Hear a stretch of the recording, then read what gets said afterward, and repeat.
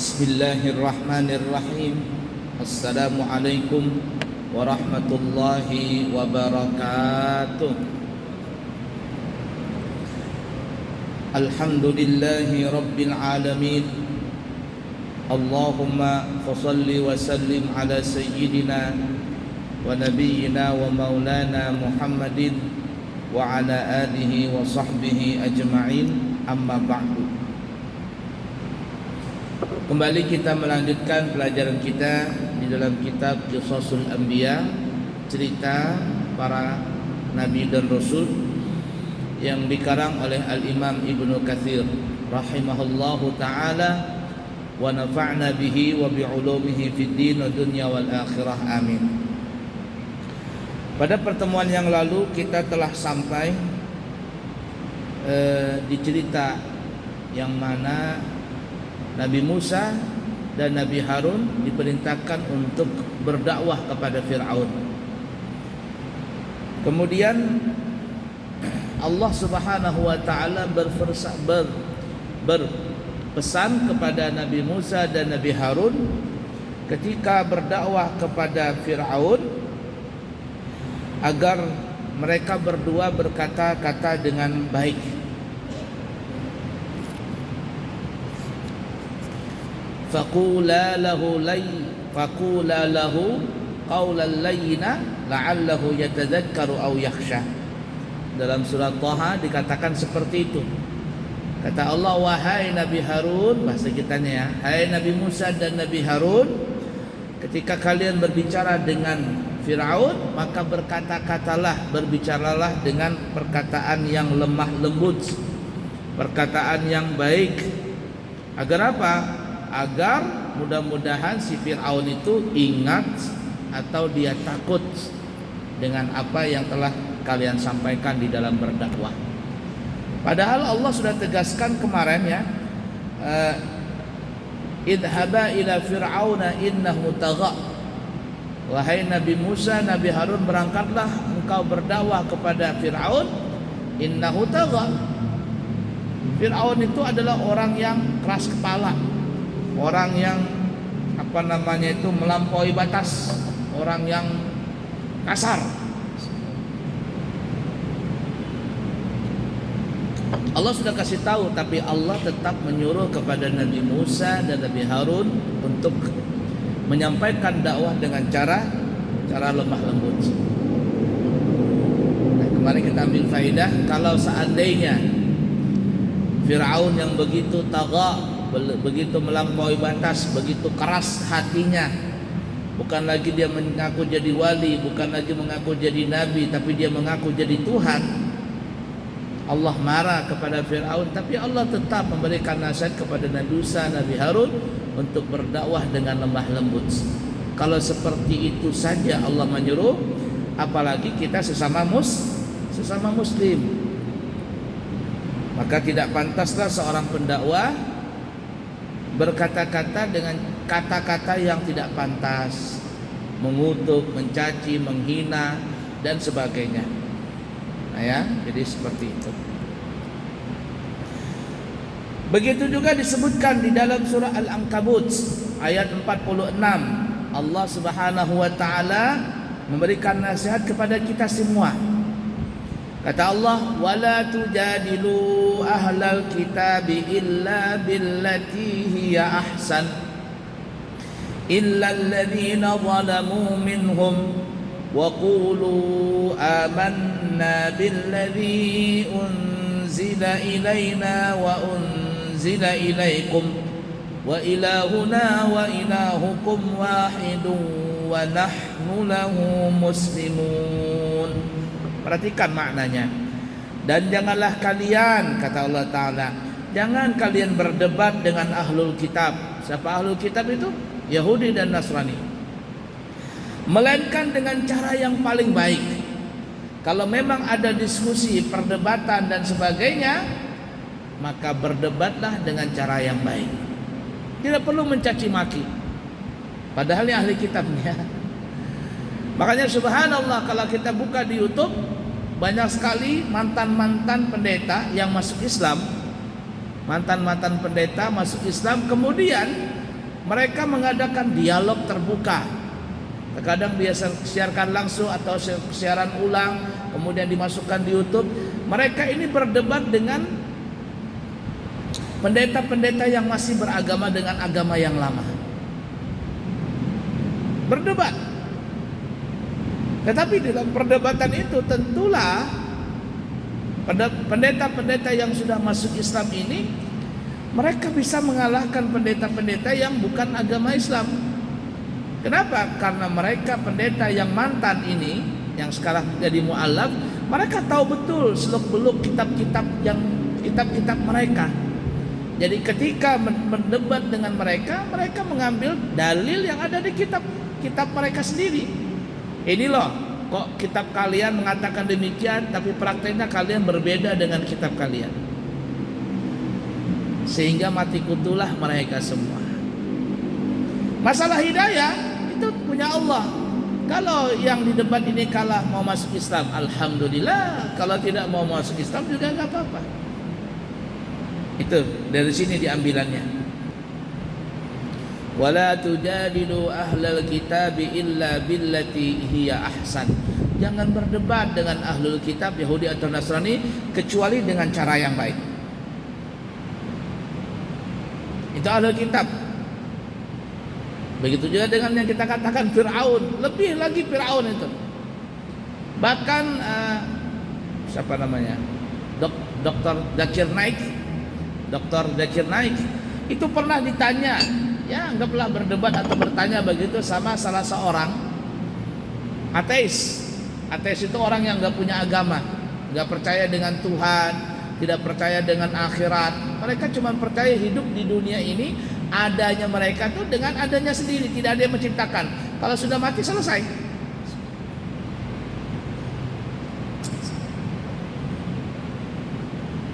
Ateis itu. Jadi ketika orang ini bertanya, kemudian Zakir Naik pun mengatakan, kau agamanya apa? Kata Zakir Naik nih, engkau agamanya apa? Kata ateis, dia ateis katanya, nggak punya agama, nggak punya Tuhan. Kata Dr. Zakir Naik, apa dia katakan? Oh, katanya, saya suka dengan ateis ini katanya. Saya suka dengan ateis ini. Kenapa? Karena sudah ada kalimat tauhid di situ. Tinggal ditambahin sedikit aja lagi katanya. Apa kalimat tauhid? La ilaha illallah. Mereka sudah mengatakan la ilaha, tiada Tuhan. Dia sudah meyakini, orang ateis itu bahwasanya tidak ada Tuhan. Kita orang Islam juga meyakini tidak ada Tuhan. Cuma ada sambungannya, illallah, kecuali hanya Allah. Tidak ada Tuhan selain Allah. Kata Dr. Zakir Naik, kalian tinggal tambahin satu kalimat aja lagi. Kalian sudah mengatakan la ilaha, tidak ada Tuhan, tambahin lagi illallah, selesai sudah. Illallah. Jadi ketika mendebat Dr. Zakir Naik, itu pun dia memuji dulu. Memuji lawan musuhnya, lawannya ini, lawan bicaranya. Sehingga tersanjunglah orang ateis ini. Tidak ada Tuhan. Nah, kita sama katanya. Kita meyakini tidak ada Tuhan dulu. Cuman orang Islam ada tambahannya, illallah, kecuali Allah. Kalian tidak meyakini tidak ada Tuhan. Coba tambahin sedikit lagi, tidak ada Tuhan selain Allah. Baru diterangkan ini itu bla bla bla dan seterusnya. Nah, masuk otaknya dia. La ilaha illallah. Wala tujadilu ahlal kitab illa billati hi ahsan. Janganlah kalian berdebat dengan ahlul kitab kecuali dengan cara yang baik. Tapi ada sambungannya, illal ladzina zalamu minhum, kecuali dengan orang-orang yang zalim di antara mereka. Tapi kalau sudah berbuat kasar dan sebagainya, nah ini ada bicara lain. Apa kata Allah? Wa qulu, dan katakanlah kami telah amanna billadzi unzila ilaina wa unzila ilaikum.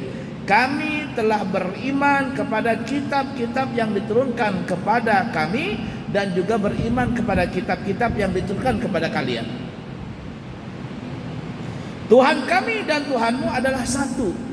Tuhanmu, Tuhanku satu. Dan kami hanya menyembah, berserah diri kepadanya. Mereka meyakini ada Tuhan, kita meyakini ada Tuhan.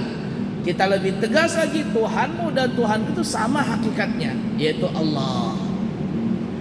Hakikatnya sama, cuman masalahnya engkau mensyarikatkan Allah. Engkau mengatakan Allah punya anak, engkau mengatakan Allah punya istri, engkau mengatakan Allah punya kembaran. Engkau katakan bahwa ada Tuhan penjaga hujan, penjaga gunung, penjaga ini itu. Kita tidak mengatakan demikian. Sebenarnya Tuhan kita sama, kita menyembah Tuhan. Menyembah Tuhan dalam bahasa itu namanya ilah, Tuhan. Cuman Tuhan yang kita sembah itu namanya Allah. Allah yang mana? Ar-Rahman, Ar-Rahim, Al-Malik, Al-Quddus, As-Salam, Al-Mu'min, Al-Muhaimin, Al-Aziz, Al-Jabbar, dan seterusnya. Tuhan kita yang maha pengasih, maha penyayang, yang memiliki semuanya menjadi raja, Tuhan yang agung, Tuhan yang suci, Tuhan semuanya. Yang memiliki nama-nama itu adalah Allah kita, Tuhan kita. Nah itu ya.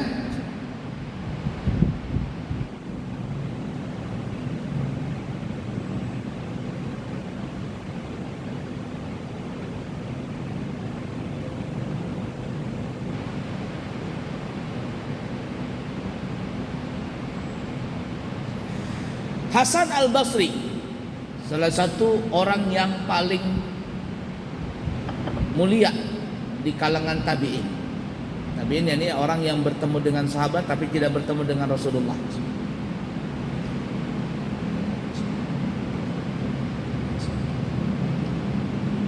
Hasan Al-Basri,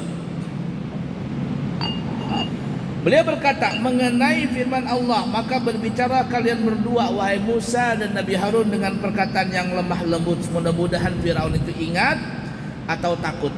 Faqula lahu qawlan layyinan la'allahu yatadhakkaru aw yakhsha. Nah, kata beliau mentafsirkan ayat itu bahwa Nabi Musa pada saat itu meminta izin kepadanya untuk menyampaikan padanya.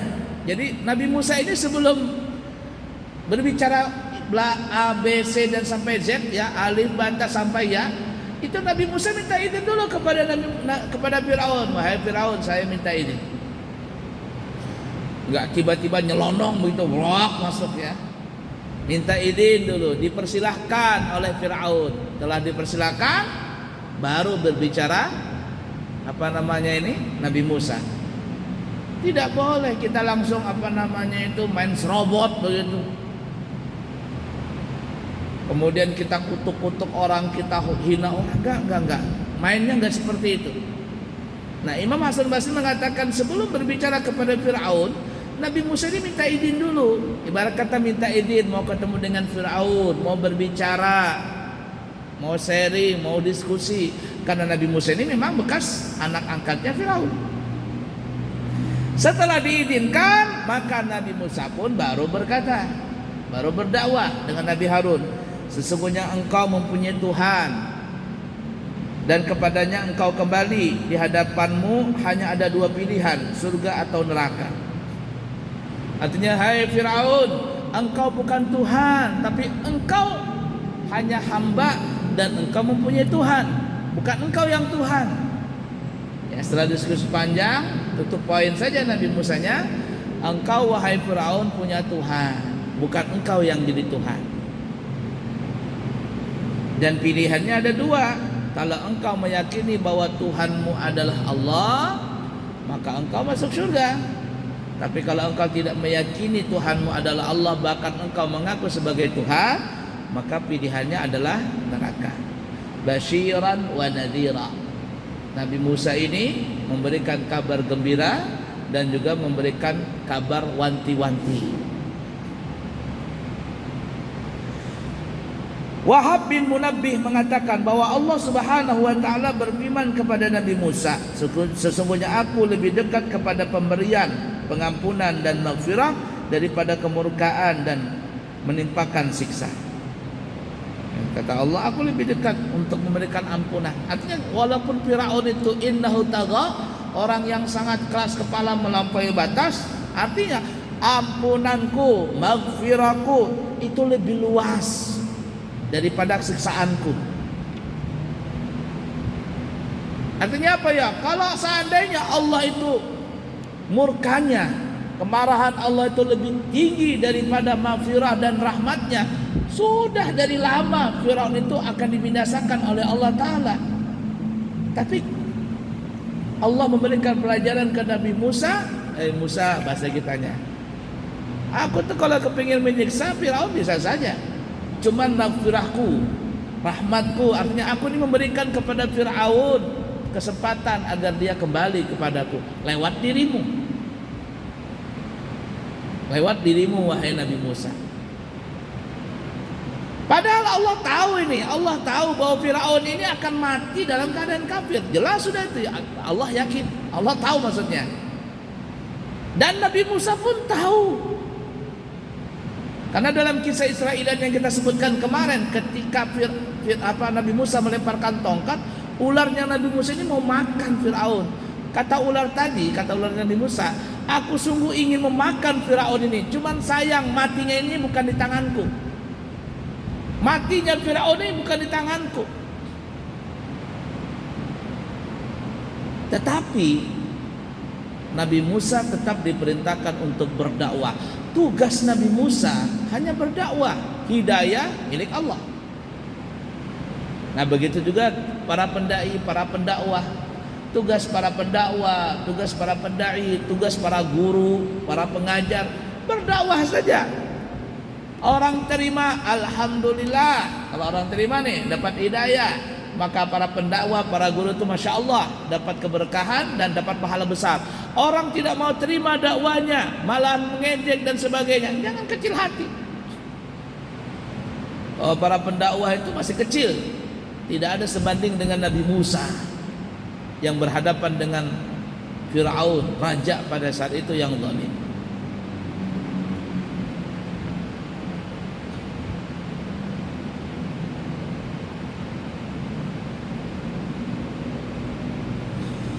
Dikatakan bahwa Firaun itu sangat diktator. Orangnya pokoknya ya diktator, semuanya dia. Kejam. Yang kita bahas pada pertemuan yang lalu, kekejaman Firaun itu luar biasa.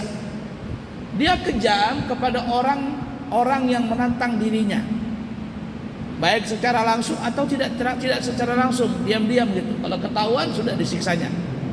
Bukan hanya disiksa, tapi sampai dibunuh. Firaun kalau membunuh tidak alang-alang tanggung. Ada yang dipenggal kepalanya, ada yang digantung, ada yang dibakar hidup-hidup, ada yang digoreng hidup-hidup yang kita ceritakan pada pertemuan yang lalu. Ada yang dilemparkan dari atas bukit, lempar ke jurang. Ada yang dimasukkan dalam tanah hidup-hidup.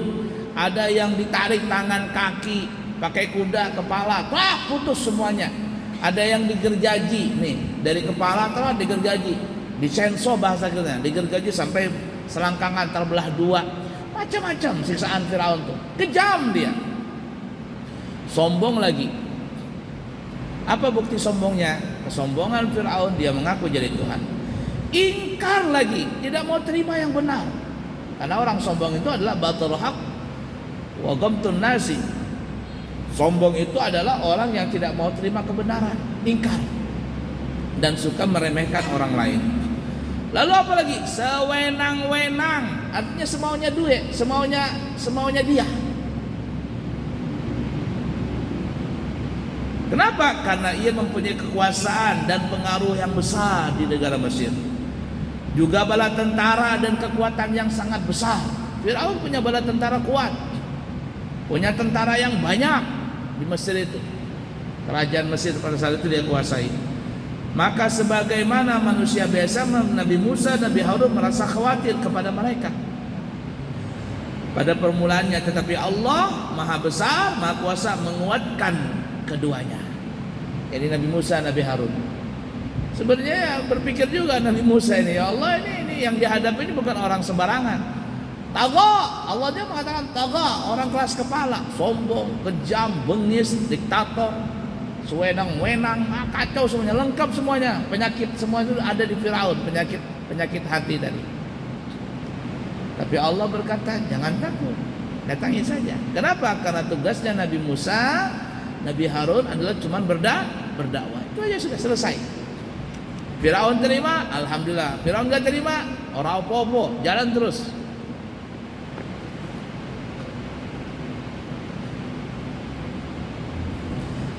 Nah, Allah tegaskan dalam surah Asy-Syu'ara ya.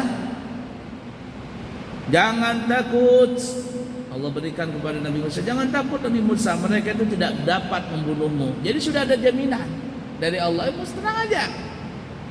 Engkau tidak bisa dibunuh oleh Firaun.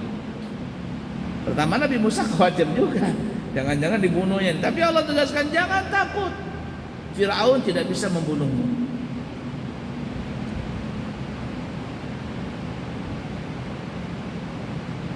Baik. Kemudian dalam surah Thaha ayat 47-48 Allah berfirman, fa'tiyahu faqula inna rasula rabbika fa'arsil ma'ana bani Israila wa la tu'adzibahum qad ji'naka biayatin min rabbika wassalamu ala man ittaba'al huda inna qad uhiya ilayna annal adaba ala man kadzdzaba wa tawalla. Maka datanglah kalian berdua wahai Nabi Musa, Nabi Harun, kepada Firaun dan katakanlah, sesungguhnya kami berdua adalah utusan Allah. Maka lepaskanlah Bani Israel bersama kami. Yang kita pernah sebutkan pada pertemuan yang lalu, tujuan Nabi Musa, Nabi Harun datang kepada Firaun itu ada dua. Yang satu, yang pertama, mengajak Firaun dan semuanya untuk beriman kepada Allah. Satu. Yang kedua, membebaskan Bani Israel dari perbudakan. Jadi diangkat mereka itu sebagai orang merdeka, bukan dibudak. Kalau seandainya tidak mau membebaskan, maka lepaskanlah mereka, yakni keluarkan mereka dari negara Mesir. Itu tujuan Nabi Musa. Karena itu memang perintah Allah, dakwah sana.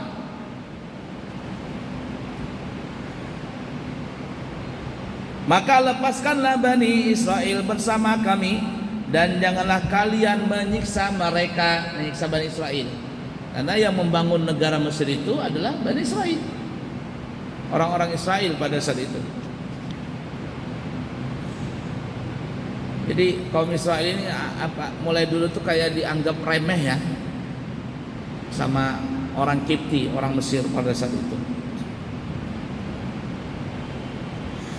Sesungguhnya kami telah datang kepadamu dengan membawa bukti atas kerasulan kami dari Tuhanmu. Nah, jadi Nabi Musa bukan mengatakan dari Tuhan kami, tapi Tuhanmu wahai Firaun, menunjukkan bahwa engkau bukan Tuhan. Tuhanku, Tuhanmu adalah Allah. Dan keselamatan itu dilimpahkan kepada orang yang mengikuti petunjuk. Wassalamu ala man ittaba'al huda. Bahasa kitanya, hai Firaun, kalau engkau dapat hidayah, engkau masuk kepada agama Islam, mempercayai Allah sebagai Tuhanmu, maka engkau selamat. Wassalamu ala man ittaba'al huda. Sesungguhnya telah diwahyukan kepada kami bahwa siksa itu ditimpakan atas orang yang mendustakan dan yang berpaling. Artinya kalau engkau tidak mau beriman, tidak mau mendapatkan hidayah tadi, maka engkau akan mendapatkan siksaan. Kenapa? Karena engkau telah mendustakan ayat-ayat Allah dan telah berpaling daripada ayat-ayat Allah.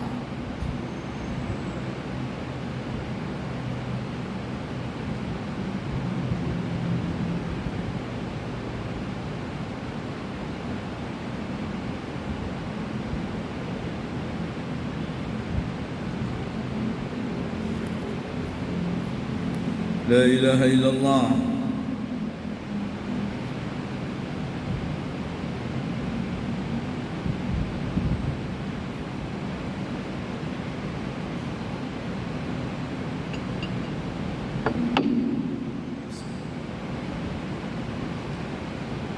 Alhamdulillah.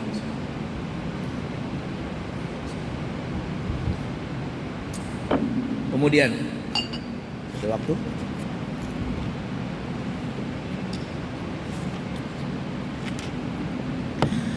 Maka keduanya pun berangkat menuju ke rumah Fir'aun, kerajaan Fir'aun. Dan ternyata pintu rumah Fir'aun terkunci. Lalu Nabi Musa berkata kepada penjaga pintu, beritahukan kepada Fir'aun bahwa Rasul Allah berada di depan pintu. Mendengar ucapannya, para penjaga pintu itu pun justru mengejek dan menghina Nabi Musa. Ini Nabi Musa ini nggak ada sekonyong-konyong masuk, dulu minta izin. Aku kepingin ketemu Fir'aun, aku utusan Allah, mau ketemu, minta izin dulu. Tapi diejek sama penjaganya. Itu resiko. Orang berdakwah itu resiko untuk diejek. Kalau nggak kuat diejek, nggak kuat dihina, jangan jadi ulama.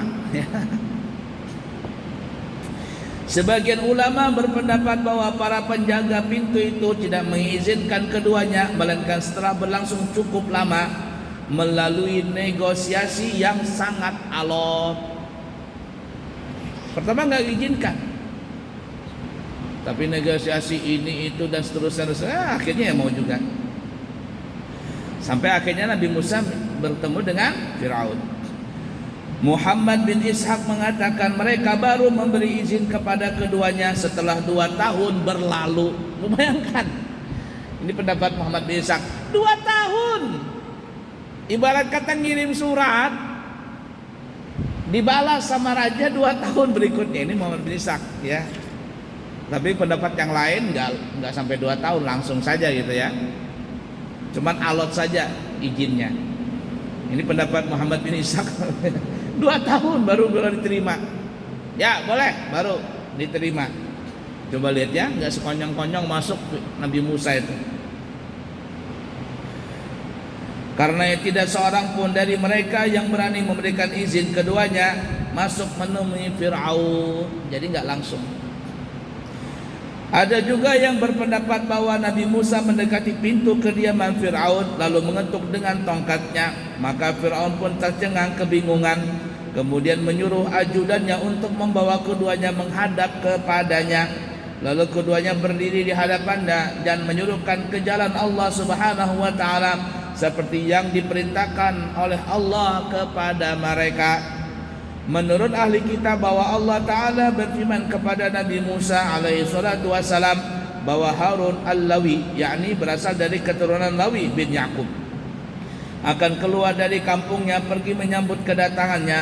Lalu Allah memerintahkan keduanya agar pergi menemui Fir'aun untuk membebaskan para pembebas Bani Israel, para pembesar Bani Israel yang ditahan dan diperlakukan secara sewenang-wenang oleh Fir'aun. Keduanya juga diperintahkan oleh Allah supaya memperlihatkan tanda-tanda kekuasaan Allah berupa mukjizat yang diberikan kepada Allah dari Allah kepada mereka di hadapan Fir'aun, itu tongkat dan tangan bersinar. Kemudian Allah memberi wahyu kepada Nabi Harun alaihi salatu wassalam dan memerintahkan kepadanya agar segera pergi menyambut kedatangan saudaranya yaitu Nabi Musa di Bukit Huraib. Ketika ia bertemu Nabi Musa di tempat itu, ia berkata kepadanya mengenai apa yang diperintahkan oleh Allah kepadanya. Ketika keduanya sampai di Mesir, segera mengumpulkan para pembesar Mesir dari kalangan kaum Bani Israel. Selanjutnya keduanya menuju kediaman Fir'aun. Sampainya di hadapan Fir'aun, keduanya menyampaikan berita tentang kerasulannya dan mengajak untuk menyembah Allah Ta'ala. Fir'aun berkata, siapakah Allah itu? Aku tidak mengenalnya, kata Fir'aun, dan aku pun tidak akan melepaskan orang-orang Bani Israel dari tawananku. Ini dengan sombongnya nih Fir'aun. Siapa Allah itu? Itu tuh. Kamu nih anak baru kemarin. Barai kata. Sombong Fir'aun. Nah seperti itu. Bagaimana kisah selanjutnya? Insya Allah nanti kita lanjut ya di pertemuan akan datang. La ilaha illallah. Wallahu a'lam bishawab. Insyaallah kami nanti berangkat kalau tidak ada halangan tanggal 30 Agustus kami berangkat umrah. Masih ada 1 seat yang kosong. Siapa tahu ada yang berangkat umrah bareng kami tanggal 30 Agustus. 12 hari biayanya adalah 32 juta rupiah, sudah lengkap dari Balikpapan. Kemudian ada kabar gembira juga, siapa tahu ada yang ingin berangkat umroh di bulan Januari itu bulan Januari 12 hari plus Turki ya, umroh plus Turki. Siapa tahu ada yang mau berminat, itu harganya sangat murah. Harganya adalah 32.250.000 keberangkatan dari Jakarta. Ya, jadi artinya tiket Balikpapan Jakarta Balikpapan itu bayar sendiri. Nah, jadi kalau ada yang kepingin berangkat umrah plus Turki, totalnya 12 hari, berangkat bulan Januari, itu harganya adalah 32.250.000 berangkat dari Jakarta. Cuman 15 juta harus masuk sampai akhir bulan Agustus ini. Jadi nyetornya DP-nya 15 juta terakhir bulan Agustus sampai terakhir tanggal 30 Agustus. Kemudian tunggu sampai waktunya 1 bulan sebelum keberangkatan, nanti dilunasin, baru nanti berangkat di bulan Januari. Siapa tahu ada yang berminat. 32.250.000 umrah 12 hari, umrah plus Turki ya, plus Turki, berangkat di bulan Januari, DP-nya 15 juta terakhir di bulan Agustus ini. Cukup sekian, semoga ada manfaatnya. Subhanakallahumma wa bihamdika asyhadu an la ilaha illa anta astaghfiruka wa atubu ilaihi wa akhiru kalam. Wassalamualaikum warahmatullahi wabarakatuh.